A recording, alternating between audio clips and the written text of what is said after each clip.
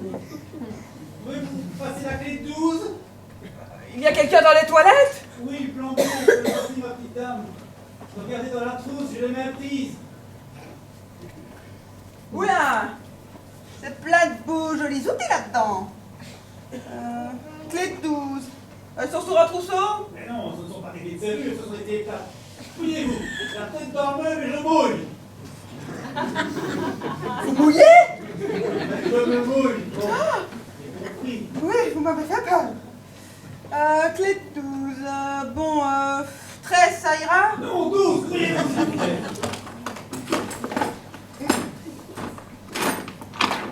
Vous êtes sûr que vous voulez pas la 13? 12. Ok. Allez. Ah! Enfin, 12, je vous ai dit. Oh, pardon. Merci, ma petite dame.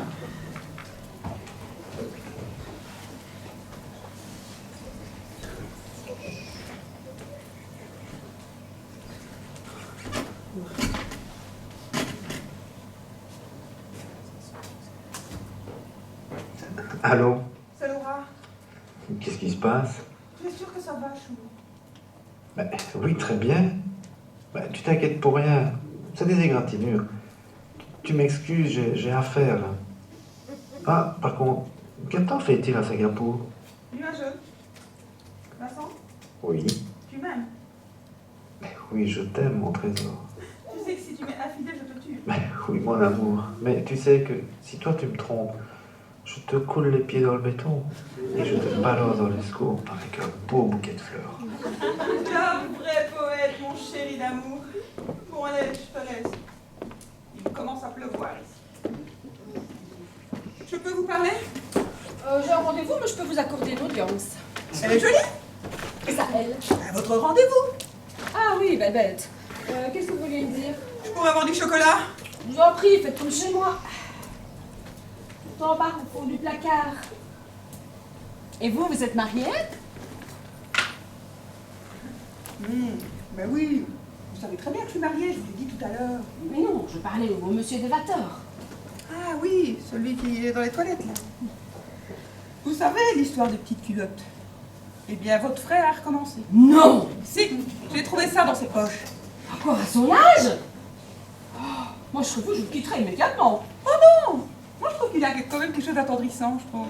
Il n'a rien, vous valez 10 fois mieux que lui. Bon, enfin, Sandrine, comment vous pouvez parler ainsi de votre frère?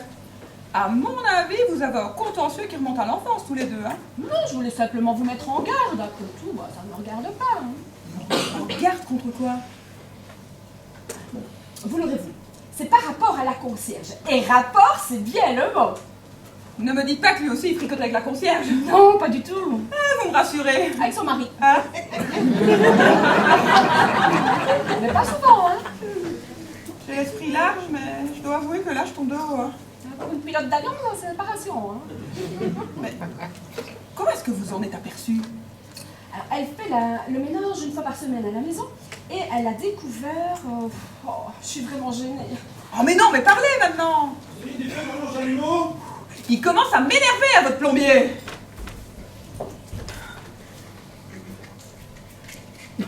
Ah, c'est tout!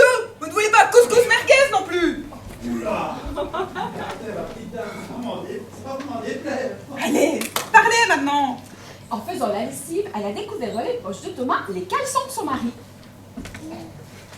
Il faut que je lui parle. Surtout, ne lui dites pas que c'est moi qui vous ai... Comment serez-vous? Je ne vais procéder que par allusion subtile. Je vais l'amener doucement à avouer qu'il est vraiment. Je crois qu'il a besoin de se libérer de ce poids. Bon, quand il va comprendre que je sais pour mes culottes et pour les caleçons du concierge, je pense qu'il va d'abord refuser la vérité. Hein. Je pense qu'il va être le premier surpris, oui. Pour le moment, j'ai l'impression qu'il vole sans visibilité. Mais je vais le copiloter sur le bon trajet et le faire sortir des cumulabus dans lesquels il s'est égaré. Le soleil de la vérité sera un grand choc pour lui, j'en suis sûre. Je n'ai mieux pas y penser. Il m'a dit qu'il était marié. Oui, à une fille formidable, je l'ai très bien connue. Formidable, pas au lit en tout cas. Comment ça? Une nymphomane, de la pire espèce. Mais pas du tout. Qu'est-ce que vous en savez? Parce qu'elle me l'a dit, tiens. Qu'est-ce qu'elle vous a dit? Tout. Elle vous a dit qu'elle hurlait comme une truie jusqu'à déconcentrer le pauvre homme. Vous voulez mon avis? Mais c'est à cause de cette hystérique qu'il s'est réfugié dans les bras du concierge. Heureusement qu'il m'a rencontré. Je vais lui refaire son envol. Mais je ne suis pas une nymphomane. Mais calmez-vous, Sandrine, il ne s'agit pas de vous, mais de cette pauvre fille.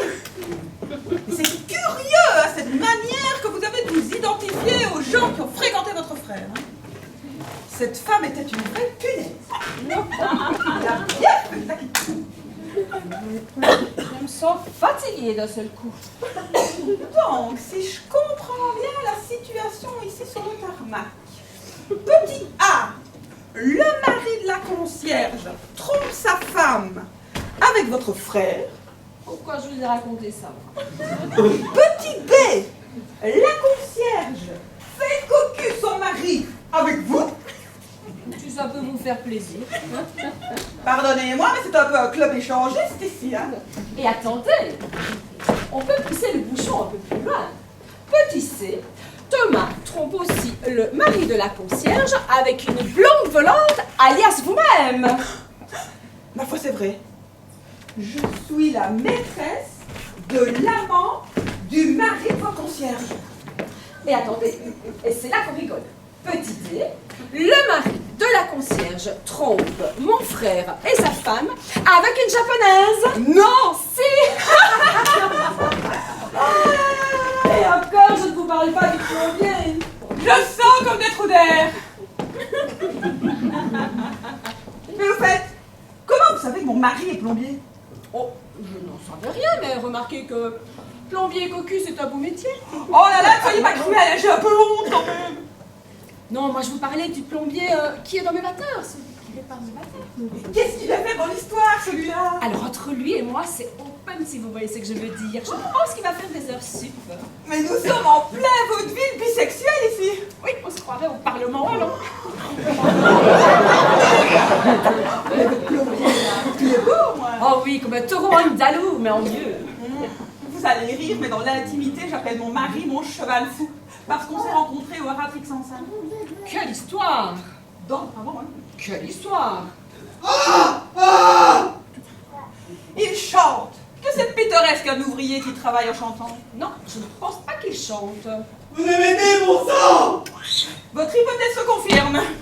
Au secours! Qu'est-ce qui se passe encore? Un accident du travail! C'est qui ce gars-là? C'est le plombier. Qu'est-ce que c'est que ça? Mon sang, c'est tout! Mais Thomas, qu'est-ce que tu attends? Tu vois bien qu'il étouffe, là. Ne bougez pas, j'ai une idée. Parlez-lui, je ne veux pas qu'il claque ici. Hein. Je vous déposer sur notre part! Ne vous tracassez pas, cher monsieur. Nous traversons des zones de forte turbulence, mais nous contrôlons vos paramètres. Mais comment vous avez fait pour vous coincer là-dedans? Oh, y a quelqu'un? Il répond plus. Tour de contrôle à plombier. Tour de contrôle à plombier. Répondez. Silence radio. Il a disparu des écrans. Je vais déclencher la procédure d'urgence. Bon Thomas, qu'est-ce que tu fiches là? On est en train de le perdre. C'est lui, madame, c'est lui! Calmez-vous, ça va éclabousser! Ça va, je m'en occupe. Mais il n'est encore rien fait! Carmela, vous êtes vraiment sûre de ce que vous faites? Si vous causez tout le temps, comment voulez que j'y arrive? Mais je me permettais cette réflexion parce que si vous le ratez, vous risquez de me l'abîmer. Dans les Asturies, quand j'étais boucheronne, je n'ai jamais raté une bouche. Alors maintenant, fermez votre bouche et laissez-moi boucheronner les messieurs. Oui, mais en France, ils avaient Louis XVI qui, vers la fin de sa vie, il avait toute sa tête. Enfin, moi, je disais ça. J'ai une idée. Apparemment, il est entré par l'arrière-vidée du petit meuble, il est claustrophobe, et il y a une chose à laquelle personne n'a pensé. Ouvrir la porte. Wow. Vous avez fait des grandes études pour avoir pensé ouvrir la porte de Madame Clouche. Et encore, je ne suis pas dans ma meilleure forme. Il a l'air comme hypnotisé, il a le regard fixe. Ça sent l'hôpital, hein? L'éther. Il a renversé la bouteille d'éther. Bah, une bouteille d'éther dans les narines, vous m'étonnez qu'il soit shooté. C'est pas bon pour de la corrida, hein, ça? J'en fais mon affaire. Ça, parler de corrida. Elle a recommencé à côté de la corrida. Elle guérit vite, la blondasse. Carmina, je suis surmotivée pour enclencher la contre-offensive. Oui, c'est vrai. Il faut d'abord le réveiller. Oui. Il faut lui faire les bouches à bouche. Laissez-moi faire. J'ai mon brevet de secouriste, et puis c'est à moi à participer à... Non, c'est moi, je m'y connais. Qu'est-ce que je vous avais dit? Vous êtes stupéfiante. Je tiens ça du meilleur ami de mon padre. Mais où je suis? Parlez pas, vous êtes trop faible. Allongez-vous, je m'occupe de tout. Bon, mais je vais vous laisser, je laisse faire la spécialiste. Je plane. C'est merveilleux. Je plane comme sur un âge de popcorn. Non, ça non plus, c'est pas bon pour la corrida. Carmina, faites sa patiente. Oui, vous me raconterez?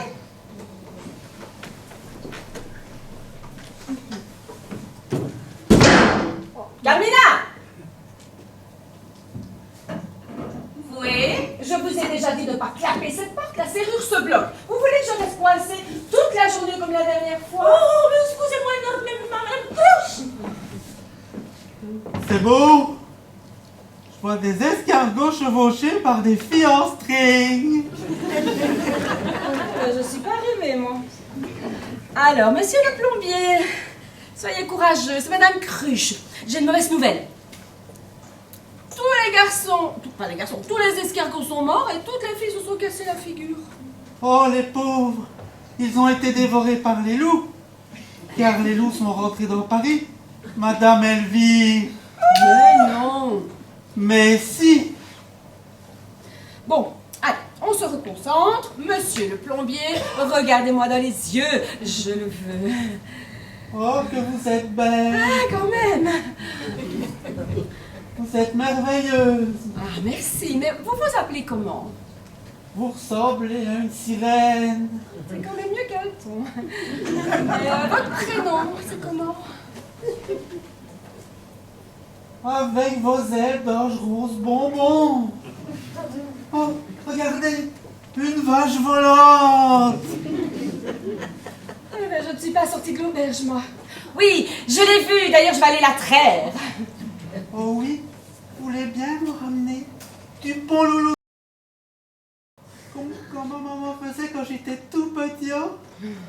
D'accord, mais d'abord, je vais attraper la meule avec un filet à papillon. Ensuite, corrida et tout le bazar.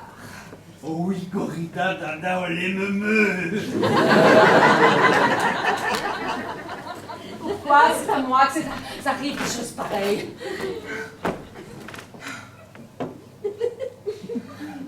Oh, une vache vient butiner mes champignons. Je ne vais rien en tirer. Allez, gros dodo le bœuf andalou. Moi, je vais faire mon marché sur Mythique. Les champignons, ça me rappelle Blairon le Hardy. Quand mon tonton Roger m'y emmenait recueillir avec ma copine dans les bois. Mais à ce moment-là, les vaches ne savaient pas encore voler. Qu'est-ce que vous avez dit? Mais à ce moment-là, les vaches ne savaient pas encore voler. Aïe, aïe, oh ma tête, ah, mes couilles. Ah. Je n'avais pas une aspirine. J'ai l'impression que le train de marchandises me passait entre deux oreilles. Ah. Vous connaissez Blairon le Hardy? Bien sûr, j'y suis né. Moi aussi. Laissez-moi vous regarder. Les champignons, nous allions les cueillir au bois des Dames Galantes, non? Oui, c'est ça. Sandrine. Sandrine Mulet. Vincent Gignaise. C'est pas vrai un truc pareil. Quel âge on avait? 15 ans. Tu étais tout maigre et tu avais de longs cheveux. Tu étais blonde, un peu ronde avec une queue de cheval et tu portais toujours une petite jupe plissée. Je n'ai jamais oublié, tu sais. Un amour d'adolescence, ça ne s'oublie pas. On s'embrassait dans tous les coins. On n'a jamais osé faire le grand saut. Nos parents n'ont rien compris. Ils ont saccagé notre amour comme ont piété notre bouquet de fleurs. Ils m'ont envoyé en pension et on ne s'est jamais revus. C'est moi qui l'ai peint. C'est nous. C'est beau. Dis si on reconnaît, on s'est arrêté. Hey! Qu'est-ce qui se passe?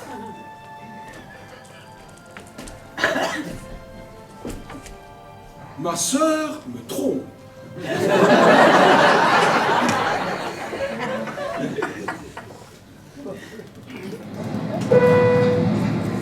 Mesdames, Messieurs, nous faisons une escale de 20 minutes. Merci.